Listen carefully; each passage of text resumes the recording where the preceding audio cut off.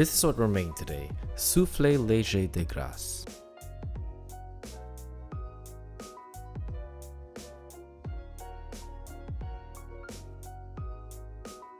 We're going to start off by making our black sesame tuile. In a bowl, we're going to add a quarter cup of muscovado sugar, 3 tablespoons of butter, and 3 tablespoons of lukewarm water.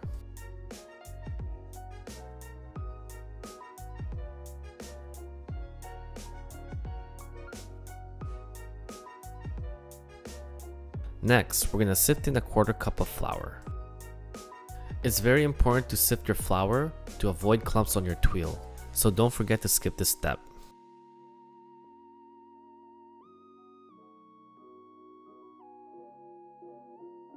We're going to give it a mix until it's all incorporated, then we're going to add in our final ingredient, 2 tablespoons of black sesame seeds.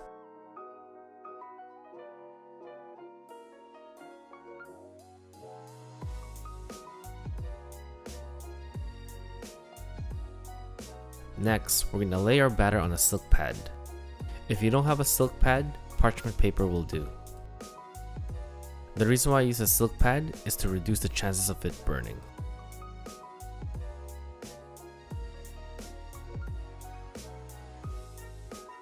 Once it's all laid out, we're going to put it in the oven for 10 minutes at 300 degrees Fahrenheit.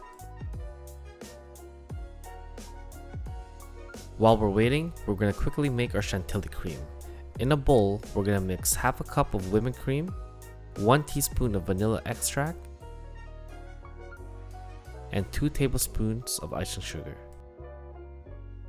We're going to whisk this by hand for about 5 minutes. If you have a hand blender, use it. It'll save you so much more time. I was just too lazy to clean it up. And I had 10 minutes to kill.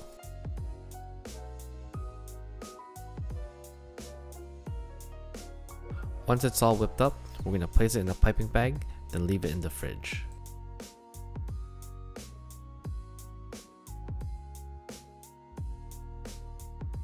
Next, we're going to make our red bean filling. We're going to mix 2 tablespoons of red bean paste, 1 tablespoon of black sesame seeds, and 1 tablespoon of muscovado sugar. You don't see it here, but I also added in 2 tablespoons of water to loosen it up.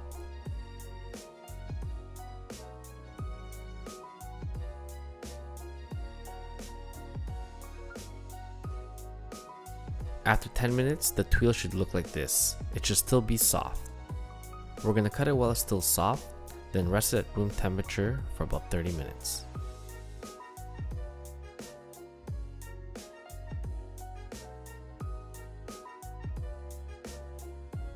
Next, we're going to separate 4 egg whites and 2 egg yolks.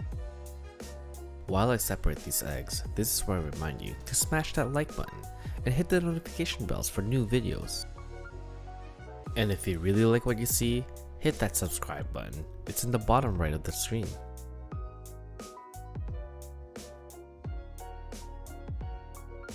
Next, we're going to combine the 2 egg yolks with 2 tablespoons of icing sugar. We're going to whisk this together until it turns pale and creamy.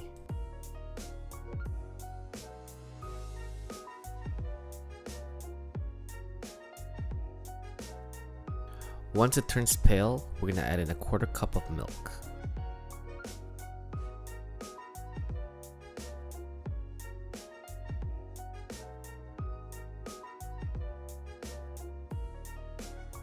Next, we're going to add in a teaspoon of baking powder to half a cup of flour. We're going to sift it in to our egg yolk mix. Then we're going to mix it together until it forms a batter. Pro tip, it's a lot easier to use a spatula than a whisk. I was just too lazy to wash it. Now, we're going to add in a pinch of salt with our 4 egg whites. We're going to give this a whisk until it hits a stiff peak. The reason why I added a pinch of salt is to help stabilize the egg whites.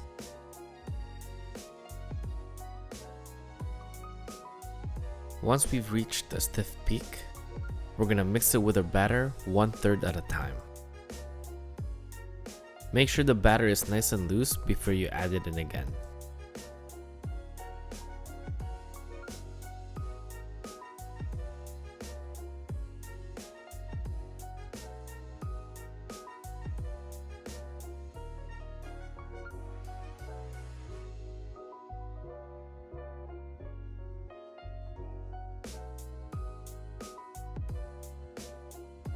On the third batch, we're going to quickly mix this and then fold the batter in. It's very important to stop whisking it and to start folding it. This will reduce the chance of the pancake batter to deflate. Now let's start making the pancakes. We're going to place the batter in 2 buttered up molds. We're going to add in about 3 tablespoons in each mold.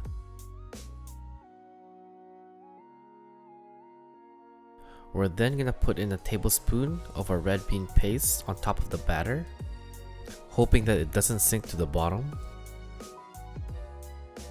We're then going to put in 3 tablespoons of batter on top of the filling to close it up.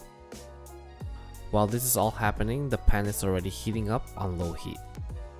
We're leaving a little bit of space from the top because the batter will rise. We're then going to add in a 1/4 cup of water, then put a lid on this and let it steam. We're going to let this steam for about 3 to 4 minutes. As you can see, the batter has risen quite a bit and it's only been a minute. This is at 3 minutes. And this is at 4 minutes.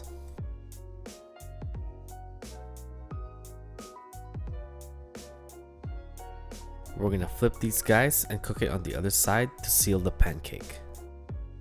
I know it looks all deformed, but we're gonna fix that in a bit. We're gonna take this off the pan and let it rest.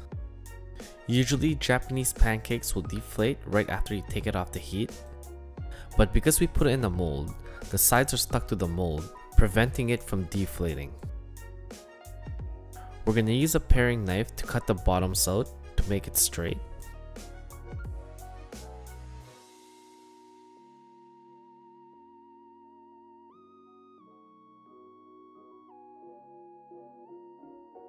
Then using a paring knife, we're going to ride our knife along the edges to remove it from the mold.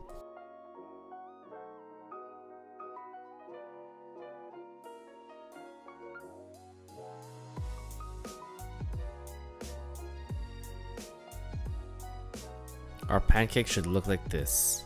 Now let's get ready to plate.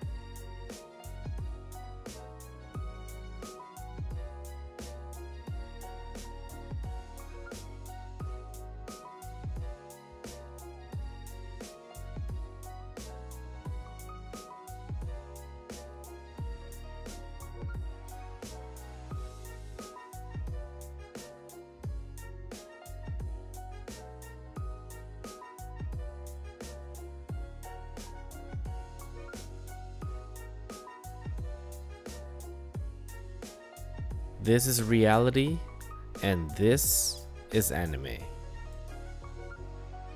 Finally, it's time to eat. First, let's take off these flowers I picked from the streets. They are not edible.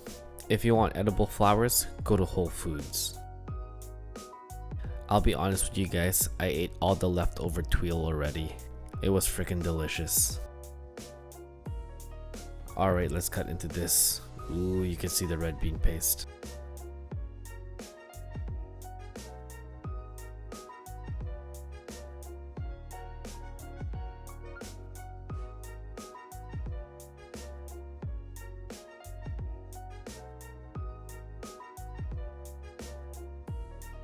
Soft, fluffy, sweet, delicious. That's all I can say. Anyways, if you guys like what you see, hit the like button. And if you guys have any suggestions on what I should cook next, please post in the comments below. And don't forget to subscribe.